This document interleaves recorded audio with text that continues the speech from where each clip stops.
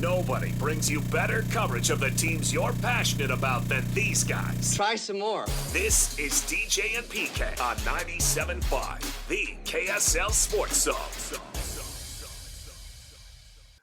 DJ and PK, we were talking college football earlier this morning with Mitch Harper. The story at BYU camp, and it's hard to know because you don't get to see as much as you used to. And it's practice, not games, but increasing optimism about the wide receivers. The one thing that can't be debated, measurables. Big, tall guys, big targets. That's a positive. You know, there's no way around it. Now, having said that, tell me how good the hands are. Can you get separation? And we never talk about this in sports talk radio, but tell me, who are the wide receivers who can block? Because if you can't block, no matter how many catches you make, no matter what touchdowns you score, you're going to hurt your team big time. Utah BYU game last year, Kyle Whittingham loves the odds about going for it on fourth down, doesn't want to kick field goals, even what figures to be a low-scoring game, which to me changes the math on kicking field goals, but whatever.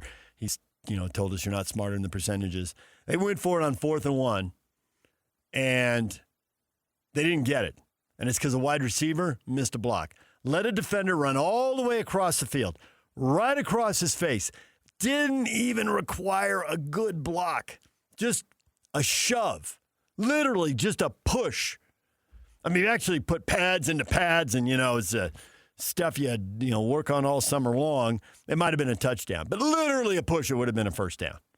Just knock him off balance a little bit. Force him to change his arc a little bit. You don't block as a wide receiver, you're going to hurt your team. NFL Films has done great stuff on this. Some of the best receivers and the best big touchdowns. And, man, they call it a spot shadow. It's a technical TV term. But they put that little circle so that you don't watch the ball. You watch someone away from the ball. And you can see guys coming from 5-10 yards behind the play and racing downfield to throw a block and spring somebody. PK and I were down at BYU camp. I think it was opening day. Might have been second day. No, it was opening day. And we were talking to Aaron Roderick, and we were talking about not having star guys, but the old Dave Rose. It's a basketball thing, but this is the thing that really translates well to football. The program guys. The guys who are there a year or two and maybe don't play much, but then they're fit. They figure it out. They get better. They get on the field, and they make plays. And they're not stars, but they're good players, and they help you win. And does Tiger Bachmeier fall in that? He a little bit last year and maybe, and then something and not really, and they went with a couple other guys. But could he come in and contribute, even if he's not a star? And A-Rod went right to 2 plays. One was like an 8-yard catch for a first down, move the 6, keep a drive alive, go get a score. As good as BYU was last year, they were sweating out some games. They had to win close games. And, yeah, it ended up being a great season, and they were 12-2. But without a couple conversions, without a couple plays, the Arizona game could have gone a different way. The Colorado game could have gone a different way. The Utah game could have ggone a different way. I mean, there was some stuff happening there. It could have worked really differently. They were sitting there at 7-0 and, woulda, coulda, 4-3. But they made the plays, convert the first down. He also said there was one play, LJ broke a big run, and it was because Tiger, great effort, great block, and sprung him. So we'll see what happens with these receivers. Some of the stuff we can really appreciate. We can all see it. Happens right in front of us. Great catches, piling up big stats. It becomes really obvious. But some of the other stuff might be a little more hidden, but it's really important they be able to pull it off. The other thing I'm intrigued by, and it's in the football headlines this morning. It's in the football headlines this morning. They may not have their rosters set. Lots of teams may not have that. There are guys coming back to college football out of NFL camps. We were laughing about it when it happened last year. Go find a G League guy, pick him up midseason. But thanks to the courts and thanks to multiple judges, those are the rules as they stand now. And you can run off and play in the G League and then come back and play college basketball. And you can go to the Dolphins camp. You can go to the Chiefs mini camp, and you can come back and play college football. And apparently Labo, who he rotated through the guard position last year for BYU, is going to do it. He's going in the portal. So where's he going? There's speculation. Where's he got ties? And so there's speculation, Utah and Michigan. So we'll see how that plays out. And he's not the only guy. He's just the one with the local name and local tie. He's not the only guy looking at coming back. So we'll see how that plays out. No matter what we say about these teams right now, they still aren't set. Most coaches, it looks like, have held a spot or two and could pick somebody up, and you wonder how big a difference maker they're going to be. Maybe it's because it's the dead days of camp and we need something to talk about. It won't be that big a deal. I mean, presumably some of these guys could come back, be on the team, everyone could get amped up, and then there could be an injury. But it sounds like, in reading stuff from around the country, it sounds like a lot of coaches held a roster spot open and might be able to get one of these guys. All right, DJ and PK, it's 97.5, the KSL Sports Zone. We are being joined right now by Ron McBride, the former Utah and Weber State coach, rolling into the studio. And Mac. What's up, David? College football is changing, and it is changing quickly. Absolutely. I am curious how much it blows your mind that I'm talking about guys who are in the Dolphins camp or in the Chiefs mini camp, and they could be eligible to play college football, and they could be playing college football in September. Yeah, well, that's a weird deal. As a football lifer, you can't exactly. Yeah. Okay, I got a guy in a Dolphins camp. But I think he's going to get cut, so he'll be back. So we need to hold a spot for him. Well, we said that this is college football has turned into minor leagues for the NFL. This really is. This is like baseball, where guys just get called up and sent down. That's exactly right. So as soon as we wrap our head around that, and that college is pro sports, away we go. Yeah. So it's crazy. Yeah. I'm curious how much, because you know guys on both coaching staffs, you know them really well, and you've known them for a long time. In some cases, since they were teenagers. Right. How much have you been going to camp this year? How much have you seen? Have you dialed that back a little bit, or are you curious? I've been down to BYU, and I've been up to Utah, I think, maybe 3 times. Okay. So what do you know that we don't know? Because we want to know everything. It's the countdown to the season, and they're keeping the gates closed. And I know you can't say stuff and then get your privileges revoked, but tell us what you can tell us. Okay. BYU is very athletic.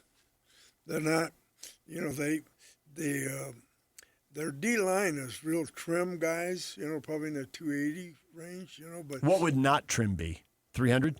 Well, yeah. I'm just wondering how much variation you find acceptable. Well, 310, 315 would be for a nose tackle, and not tall, So yeah, so they've got probably four or five inside guys that probably in that 275, 280, 285 range. Is that big enough, or are they going to get pushed around a little bit? No, I tell you what, they're very athletic, and they're very quick.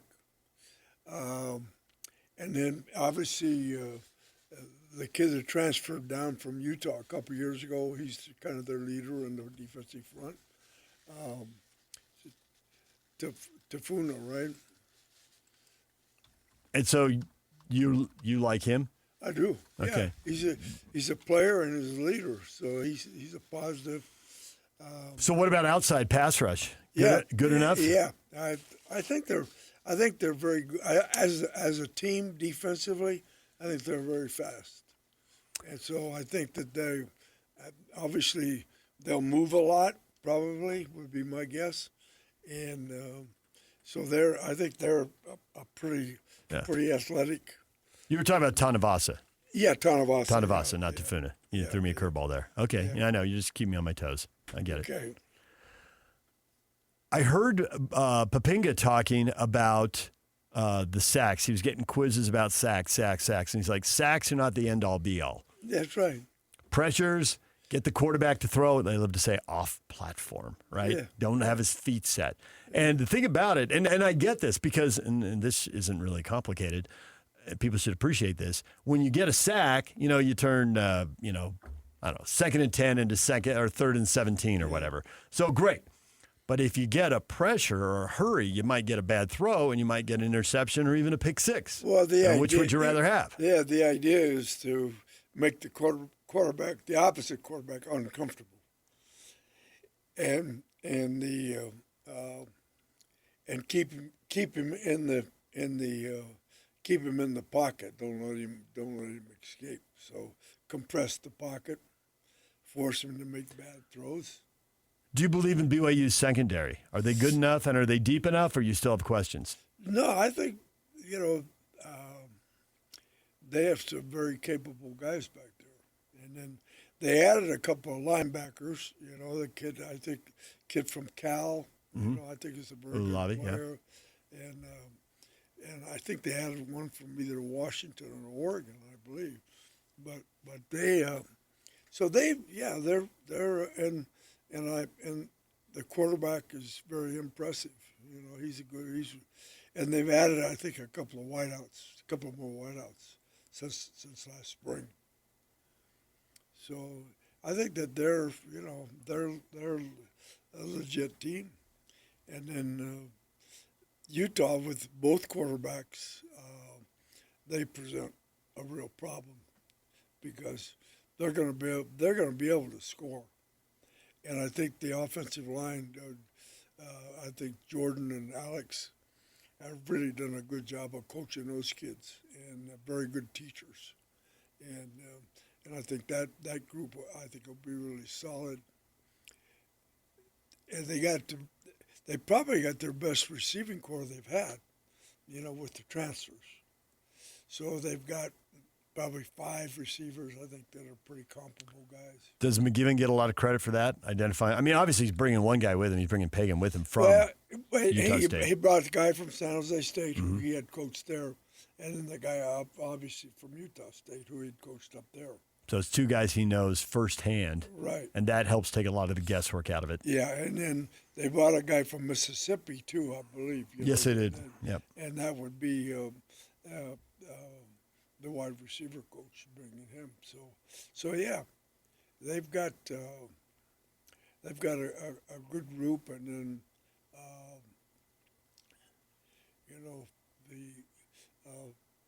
the return guy, is really, he's healthy, healthy now. So yeah, I think to me they're impressive. We'll see. And Morganstown is very organized, and everything is there's no wasted time out there. They've gone from drill to drill, and everything is precise. Everybody knows what they're doing. There's no lag time whatsoever. And their practices are pretty quick. I mean, they get in, they get out. You had question marks in the spring about their defensive line. Yeah. You thought they had 2 tackles, but you really need 3 for a game and 4 because you're probably going to have an injury. And then similar numbers for defensive ends, and you thought they really only had 1 guy that you trusted at that point. Now, that point's a long time ago, right, and they're trying to coach guys up. What do you think now? Well, it looked, the one day, that would be 2 weeks ago, maybe a week and a half ago, the defense won the day, and they looked, the front guys, they all looked in sync. Other day I went up, it was kind of a trade-off, So, and then I'm going to practice tomorrow, and I think tomorrow is more of a kind of a refined walkthrough thing and I think their last 2-a-day practice is Saturday, and then school starts on Monday or Tuesday. And then start tapering and heading towards game week. Right. So, yeah. So you have any other questions for Utah, or you think they're set up for a good year? Because I've been reading preseason predictions, and they're all over the map. I think that they're going to score offensively, and I think they're going to score quite a bit because they've got a lot of ammunition. So is the defense going to be lights out, or is it going to be adequate, or is it going to be a Well, problem? what happens is when you're scoring a lot, your defense is going to get pushed. Your defense can get gassed. Yeah, it can get gassed. It's exciting to see a team go 80 yards in 3 plays, but the defense would like you to take a little longer. Yeah, exactly. So that just means that more guys have to be prepared to play, especially the front guys. So they probably need to play with 1, 2, 3, probably 4 inside guys and probably 4 outside guys on a rotation basis. So basically, they need 2 complete D lines. Yeah, I think so. And you're not convinced they're there yet. Well, They have 8 guys? that's a question. You know? I think that I could think of 3 for sure inside. And Well, that's an upgrade from what you said previously. yeah, Getting closer to it. yeah, and then they brought another edge guy in that supposedly is a nice looking player. So I would say that to me that whole thing that's going to how those guys play as a unit is going to be a huge key.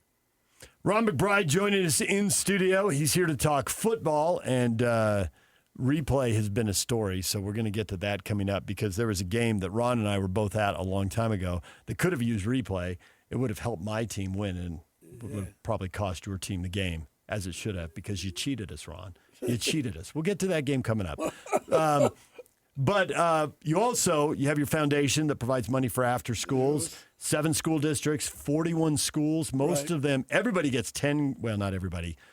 Almost, there's a few schools getting 7 because it's their first year. Right. Some schools get 10. The majority of them get $15,000 to run their after school programs. Yeah. You're giving away a little under $500,000 this year, $461,000, and you have to raise all that money. Yep. And one of the things, you had a very successful golf tournament. You go out and talk to donors, and you write grants.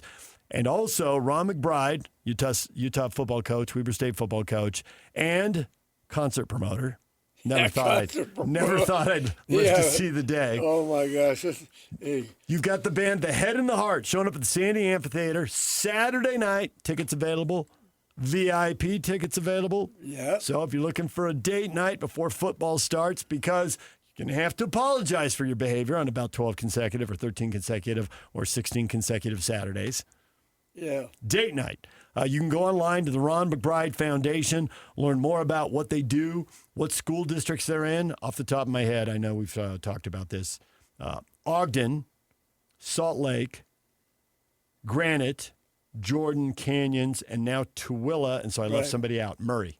Murray, I got him. Thank you, 7 for 7. You did Thank good. you. Thank you very much. Nice job. Memory is good. Memory's good. Not like mine, it's gone a little downhill. Yeah, you're all right. You're still, you're still getting it done. So if you want to support that, if you want to go to a concert, The Head and the Heart. So at the board meetings, I'm on your board. At the board meetings, when this band came up, there's probably 20 people, right? Yeah. Sitting around tables, it's kind of in a square. And there were about 10 people, mostly women, who are like, The Head and the Heart. Oh, you yeah. got The Head and the Heart. Oh, are you yeah. kidding me? And I'm making eye contact with one of your former players, and then I'm looking at another former player, and I'm generationally, guys who played like 15 years apart, right. are looking like, I don't know what's going on. I don't know who The Head and the Heart is. And I look at the older player, totally blank look, nothing. I look at the younger player, he's like looking down, like he clearly doesn't know either. But the women were going nuts. So, guys, if you don't know about The Head and the Heart, go ask your wives, go ask your girlfriends, go ask your mom, your aunt, your kids, or whatever. They probably know. Well, people that have followed that group, they love them. Yeah. And they're very fan-friendly, as far as, how they approach their business. And so I'm excited to watch them. And we have Noah Winker and Little Moon, or the other people before, and they're both really good prelims. So yeah, it's a very good, it's an excellent concert, and the venue is superb. Sandy Amphitheater. I've been there. Amphitheater is a great place to watch an event. So it's all positive. All right. So you can support the Ron McBride Foundation. You can support after-school programs, at-risk kids. All you got to do is go to a concert Saturday night, this Saturday, 2 nights away. The head and the heart. Go to ronmcbridefoundation.org for more info. You can get your tickets there. Yeah, or at the let's San get this Amphitheater. thing sold out and finished out. There you go. All right, coming up next, replay, why we need to keep it, how Ron McBride cheated me out of a win. We will get to that coming up. Okay. And maybe we'll talk a little high school football as well and recruiting and some of the better players in the state. Some who are staying in state, some who are leaving. We'll get to all that coming up. DJ and PK, it's 97.5, the KSL Sports Zone. Over 2 decades of sports radio dominance in Utah. My favorite. This is DJ and PK on 97.5, the KSL Sports Zone.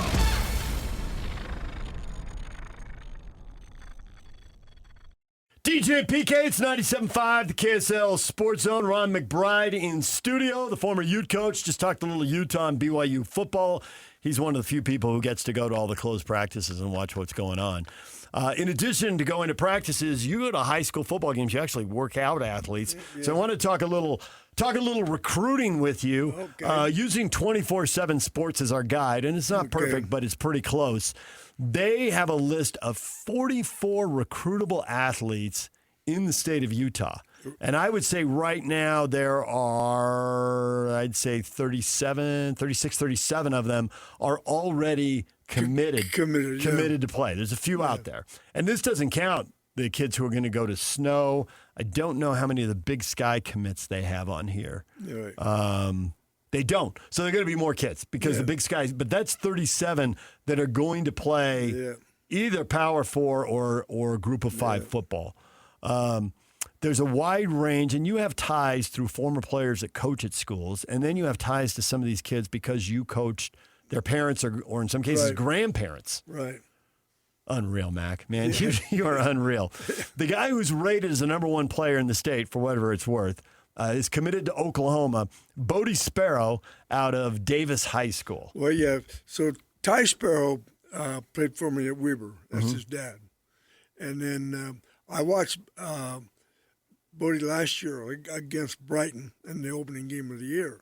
I didn't know who the kid was, but he was making plays and getting your attention. Yeah, because they kind of sent Brighton to the woodshed, and Brighton had a nice football team, and the quarterback, very impressive, and then the Sparrow kid, very impressive. So he's recruited as an athlete. He's 6'2", 195. Yeah. That's a kid who could grow and fill out and maybe tight end. That's a kid who's maybe a linebacker. That's a kid who is he fast enough to be a strong safety? 6'2's a but I think.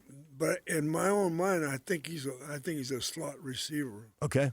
And so I talked to Ty. It was last spring. Mm-hmm. So Ty was up at BYU with his son watching practice, and I got a chance to talk to the young man. Got a chance to talk to Ty, and so this kid is way legit. 4 stars. Another 4-star kid out of the state of Utah who's also supposed to go to Oklahoma and play for the Sooners. He's committed as well. Crew Jones, an edge rusher, 6'4.5", 233 out of Orem High. Yeah. Have you seen him play? I have not. You have not seen him. Okay. So Oklahoma's coming in and getting a couple kids. Michigan is coming in and taking a couple players. They flipped Camden Lopati, the quarterback at West. Well, Lopati was so his grandpa is the was the head football coach at West, and then and so I know that Arizona was in hot and heavy on him in last year, and really like they like everything about him, and so he is got a very good arm, very tough kid, football guy, and so everybody likes him. He was committed to Illinois, and then Kyle got the Michigan job, and he flipped. And the other player Kyle has come in and got a commitment from is the tight end Christian Hanshaw from American Fork, 6'5", 230. He's got some real size. Have you seen him? Yeah. There's 2 or 3 really good-looking tight end kids, and there's a freshman at Alta. He's about 6'5", maybe 210 right now, but he's an impressive-looking kid. I mean, 6'5", 210 as a freshman. As a freshman, really good-looking kid. I love the quarterback at Alta. I think he's a really good player. I think he's very smart, football guy, understands the game, good leader, and I think he's the sleeper of the whole thing. Does he have the size and athletic ability to be a Power 4 recruit, or is he someone who's going to, for instance, go to Weber State where they got a quarterback guru now for their head coach, and then we see how he progresses from there? I think, he's one of those guys, a good locker room guy, wills his team to win. He has the right demeanor, and he has a good sense of the pocket. He has a good sense of timing, and he played at Skyline last year, and then he and his brother transferred into Alta this year. And Alta has a couple of kids, 44. Oh, the Alta quarterback transferred from Skyline. Skyline. I saw him in the quarterfinals last year. Yeah. He is a good player. Yeah. So I think, and he's a football guy. I mean, he understands the game. He understands coverage. He understands what he's looking at. He understands the importance of the locker room. He's a football junkie kid, and he just. I do think he's more likely to show up on a Big Sky team right away, well, and then we'll see where he goes. I tell you who I think would be a great fit for him would be Fresno State, because he's their type of quarterback. Tough, gritty. Yeah. No, I see that now. You're right. Yeah, I think he'd be in. So Fresno State has come in, and I bet you know this kid. Fresno State has come in the top 10 players in the state. And it's one person's ranking, right? The Utes are getting 4 of them. BYU's getting 1 of them. Oklahoma has a couple. Michigan has a couple. And one guy's going to Fresno State.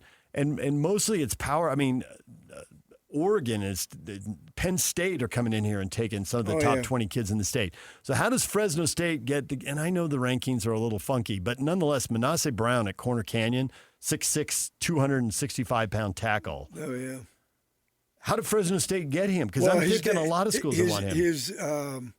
His dad was coaching at Fresno. Oh, there you go. Okay. And now I think he changed and he went someplace else. So is he likely to flip? Are people trying to flip him now that his dad's gone? Could be. In the cutthroat world of college football, could be. But that kid's a nice player. I tell you what, Corner Canyon is impressive when you watch them. I watched their whole game again up last week on replay, and was really impressed with their defense. You went to KSLSports.com and watched the game on replay. It's a little scouting service for you. Nice. Yeah. So I watched it, and their gap control and their speed on defense, and Brandon Dart's son is an outstanding player, Diesel. As long as you're going to be watching games on replay, I think you should go watch the Wasatch Cedar game. Okay. Had a bunch of big plays. Cedar has some sophomores playing. Wasatch has multiple sophomores. Yeah. Wasatch has multiple sophomores, all over the field. I think they started 6 sophomores, but they had 3 sophomore receivers. Yeah. And I'm just curious, kids are so young at that age, just to get them in a camp and see what they've got. 3A and 4A football, the level of competition isn't as good, but there are good players there. And we've seen some of those kids transfer to bigger schools and, 5A, 6A schools and do well and get recruited. Well, Wasatch, a year ago, I spoke to them before a playoff game.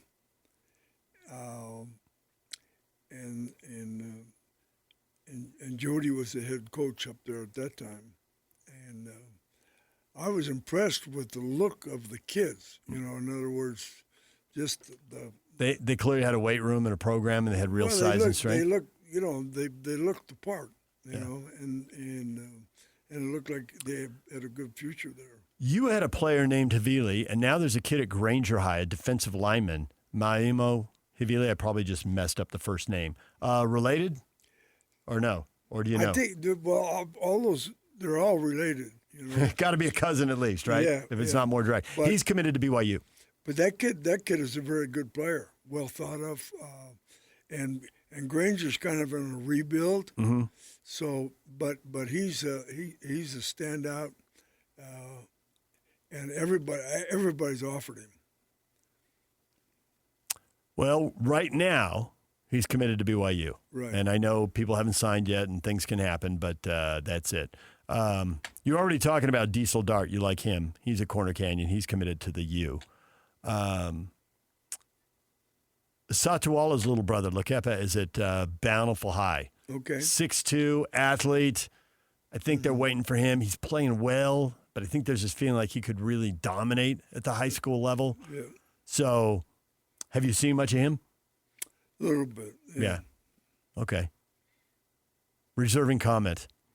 Fia was a star up at Utah State, and his son Noah is now a star up at Ridgeline High, committed to Utah State. Well, I tell you what, Ridgeline has a lot of good players. Yes. I've been told that Ridgeline, I think it was Riley Jensen who told me this. When next time we have Riley on, we can bring this up. Riley says Ridgeline is to Utah State what Lone Peak is to BYU. Yeah. There's a lot of BYU athletes in multiple sports. Yeah. They marry, they start raising their kids, they move up to the Highland Alpine area. Right. And they're getting good coaching. They've got the money to do the travel team and get the best individual coaching, and most importantly, they've got the DNA. So they got the height and the measurables, the speed, and all that. And so these Lone Peak teams tend to be loaded in multiple sports. He said, well, a lot of Utah State athletes are moving to a neighborhood that's in the Ridgeline boundaries, and the same thing's happening. Yeah. Ridgeline is defending state champs in 4A, and they're 36-4 in their last 40 football games. Yeah, I know. They're nice. They're loaded. So the Ridgeline played Morgan. Didn't they beat Morgan last week? Yes. Yeah. I'm doing the Morgan Skyview game tonight on KSLSports.com. And Morgan has a good football team, but they're not in comparison to. They can't handle Ridgeline's size. They can't handle Ridgeline. But, yes. But Morgan has been impressive for a number of years. They got upset in the state semis last year. They won the title 2 years ago. Right. There's only 2 regions. They're in Class 3, and there's only 2 regions, and they have won 22 consecutive regular season games in their region. Yeah. So what Morgan does is in the non-region, they routinely schedule up, and they play 4A and 5A teams, and they play pretty much anybody. Ridgeline, Skyview, they beat up on Kearns a couple of years ago when Kearns still had a pretty good team. Kearns had some kids transfer out, so like Granger, it's a rebuild for Kearns now. But yeah, Morgan's pretty much – Morgan will play anybody except Corner Canyon, I think. Yeah. Well, Morgan, they have a really interesting mix of kids up there, and they're very, all sports, volleyball, softball, whatever. They're very competitive of all sports because their kids all buy into what's going on up there.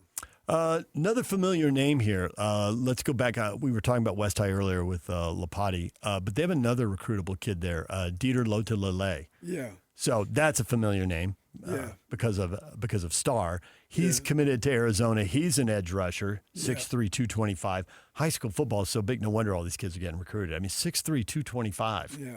Edge rusher. I mean, he's already built for college football. He's got to put on some weight. Yeah. But you can see it happening. Well, he's a nice. I tell you, West has a nice group of players. The quarterback is very good. The DN is very good. I mean, they've got quite a few players in there, and kind of it used to be Highland, East, West, but it was kind of East being the dominant factor, and then Highland next, and then West third. And then when the coach went from East defensive coordinator went to be the head coach, and then East head coach has now gone to Skyline, Brandon Matich. Right. I'm doing the Skyline Olympus game tomorrow night. Yeah. Brandon needs to get me the 2 deeps. If you know Brandon, somebody give him a shout out. He's former Channel 2 intern. Brandon interned for me at Channel 2 when I was just starting. Oh, did he? Oh, yeah. Well, I got Brandon stories. Brandon, I got stories. Well, I'll keep them locked down, though, Brandon. Brandon got. But I need two deeps, Brandon. Brandon got in a lot of trouble last week. Oh, last week? Yeah. In the opener? In the opener. Got a little fired up? Well, I think he got a couple of penalties. Yeah.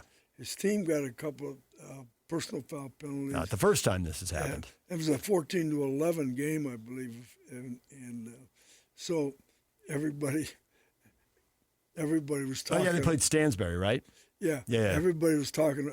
So everybody that was kind of in that role, that's what they wanted to talk about. Yeah. They wanted to talk about the Skyline game with Yeah, Brandon was before he went to East as a head coach, he was, when he was just getting started, when he was interning for me, and that's why I knew him, he was an assistant coach for Roger DuPay at Skyline. And now he's back at Skyline. It's come full circle. Yeah.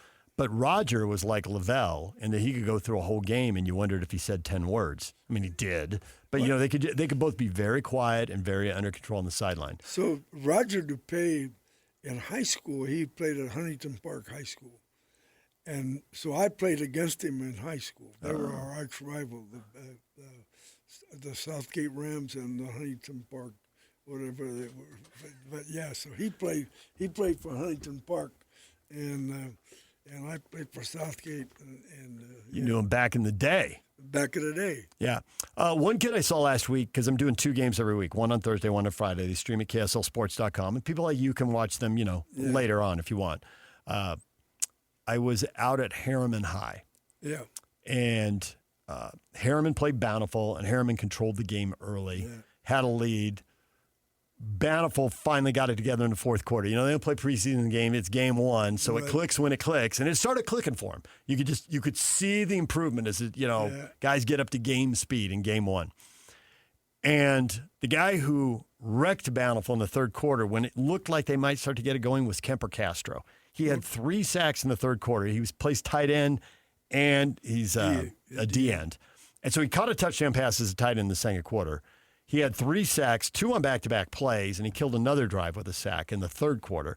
Bountiful scored twice in the fourth, made it close, and then Harriman got a late score and put it away. Kemper Castro is going to San Diego State. Yeah. He's 6'4", 235. I'm watching him play, and I'm thinking, why is he going to Group of 5? And I'm glad he's going to San Diego State. I've rooted for the Aztecs my whole life, but I'm a little surprised. Well, and maybe it's a case of, he's breaking out. And, I mean, just because you go to a school now, you can transfer pretty quick anyway. So, but, it could be. So, it's hard to say. I don't know who else is coaching at San Diego State right now. But obviously, that group has they have an in with the family. Yeah, and there could be some tie there. Yeah, because to me it looks like his talent, and we'll see how it plays out over the course of the season. Maybe his talent's a little bigger. Yeah, but we see things shuffle around. He's not on campus at San Diego State yet, is he? Yeah, and he's not signed yet. He's committed verbally, but he's not. Signed yet. Anyway, it was interesting to watch him. But his uncle. Yeah. Yes, I do. Jeremy. Yeah. So. Hey, so all the kids are all grown up now. I know. So, I thought that. So well, his dad is David, who's Jeremy's little brother. Yeah. So Jeremy has a twin brother, and both of them worked at Channel 2 with me. And then Jeremy at the Jazz was actually, he wasn't our immediate boss. He was above our boss. He was our boss's boss. Went at the Jazz for a long time before we came over here. So the kids of kids, Yeah. And Kemper looked good. He looked good. I was surprised he went to San Diego State. And speaking of San Diego State, now let's get to the story about replay. Okay. Replay's a story this morning because in the Orioles game last night, they were tied with the Yankees 3-3. I saw it. You saw the home run over the foul pole. And the ump calls it foul, and the Orioles lose their mind because they think it's fair, and you think it's fair. Oh, it looked fair. Everybody thinks it's fair except the umpire, and then I thought the replay guy, but it turns out by rule, they need 2 angles to overturn a call, and they only had 1. Yeah. Now, why they don't have cameras in center field and behind home plate, shooting down the lines or whatever, it should be, and why they don't have a taller foul pole or a cable off the foul pole or artificial intelligence, give me the AI foul pole, come on. So Pete Alonso, he was really upset. He was. Yeah, and then, of course, he struck out after that. Yeah. It looked like I'm not going to bat. And he swung at him. It wasn't even a slider. It was way off the plate, and he just went, I'm getting out of here. Yeah, he just flail away. I'm done. Yeah. All right. So I was explaining to Alex, who's only 26 years old. You and I have Alex, you're only 26. You and I have shirts. You're a Literally, You're a teenager, bro. We have shirts older than Alex. I got called a kindergartner last night, Coach. You got shirts older than Alex. Alex doesn't know about life before replay. And replay's not perfect. It gets messed up. I don't want to go back. I've already heard somebody on national radio driving in this morning. This is why we have to get rid of This is why I'm anti-replay. Quit being a fake tough guy. If you're anti-replay, you're wrong. You're stupid. It's not going away. There were so many horrific things that happened before replay, and you benefited from one of them. And I didn't know until we were talking at a Jazz game. Right. And you might have even been at Weber State when we were talking at the Jazz game. Okay. I'm a fan. Dad, Grandpa, my brothers, we go to San Diego State games. We sit in the end zone. We sit in the, that would have been in the northeast corner. Yeah. And San Diego State has left the then PCA, now Big West. They don't even play football anymore in that league. Their arch rival is Long Beach State. San Diego State had like a 27-game win streak snapped by Long Beach. You're coaching at Long Beach State. Yeah. San Diego State has left to go to this is their last year in the league. Right. They got 2 years in transition as independent. Then they're going to go into the WAC and join BYU and Utah. And San Diego State had dominated the league. But when they didn't win the league, it was usually Long Beach, maybe San Jose. Nobody else could hang with San Diego State. Yeah. And you played at San Jose State, and then you coached at Long Beach. So in this era, they're just loading up with JC kids. There's no scholarship limits yet, and they're throwing the ball like crazy, but it's a defensive struggle. Your team's losing, I think 14-10, but maybe 17-14. You're driving down the field. Alex, this happens at the end of the game. I kid you not. They're like got 4th and goal at the 2, and they decide to go for it. And they're coming right to us. We're sitting in the end zone. And we're sitting it'd be the offense is right, but the defense is left, right? And they run, I can't remember, I think it was a sweep. I don't think it was a pitch toss. And the guy runs, and he's running, and the defense is coming over, and they're stringing it out, and he's trying to turn the corner. He gets to the sideline, he's going to plant his foot, he's going to try to drive through the contact and get to the pylon, stick the ball out and hit it, right? This is for the game. This is it. Win or lose, there's less than 30 seconds to play. We're right at the end. And the kid dives, and 2 defenders come over. One guy hits him. Second guy hits him hard, pushes him out of bounds, 1.5-yard line. If I'm lying, I'm dying, Mac. Back me up on this. But the kid slides forward because a running back, but he's sliding forward. He's out of bounds. And laying on the ground, all 3 come to a stop on the grass. It's wet. They slide a little bit. And the kid laying on the ground, fully out of bounds, past the pylon, a yard deep in what would be the end zone, except he's out of bounds because he's on out. He reaches out. He puts the ball in the end zone. The ref standing right there is like, these guys quit the league. Bleep them. Touchdown, Long Beach State. They win the game. That's right. Every word of that. Where's replay to bail us out? They stopped him. 46G bounce. Oh, you remember the play? Oh, yeah. 46G bounce. My brother's coming to town in a week and a half. He lives in Chicago, my little brother now. Now, he would have been pretty young when that happened. I think he would have been, because I think that was the 75 season. It might have been 74. And if I remember right, it was... You were only at Long Beach for 1 year, weren't you? 3. Oh, you're there for 3. Okay. So... With Wayne Howard. Wayne Howard, yeah. So I think Mark Bailey was the running back. Oh, okay. I don't remember his name. The Great Steal. It's called the Great Steal. So that's the one. So Bailey was so fraudulent, so brutal. So Mark Bailey was the kid that San Diego State hit away down in they had him at junior college in San Diego, right? Yep. Okay. So Russ Bollinger and myself, and then his brother was playing for us at Long Beach. Okay. So he was getting an A degree from, he transferred from Cal, and he was getting an A degree from the junior college down there. And in San Diego, I had him heading out. But his brothers told me, he said, okay, once he gets the degree, he said, we'll just go down and get him and bring him back to Long Beach, right? This guy. So his brother comes to, okay, let's go get him. Mm-hmm. So we go down, get him, and the guy from San Diego State knocks on the apartment door, right? I answered. And I said, "Can I help you?" He said, "Yeah, I'm looking, I'm here." Did you send him away? You tell him he's got the wrong address? No, I told him, I said, "No."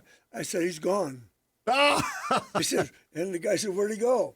"Yeah, he went to Long Beach." That is awesome. And then he comes back and scores a fraudulent touchdown. Yeah. I'm looking at a guy, looked it up. November 22, 1975, San Diego Stadium, 21-17, Long Beach State wins to finish second in the league. San Jose won the league that year. They were 9-2. They were really good.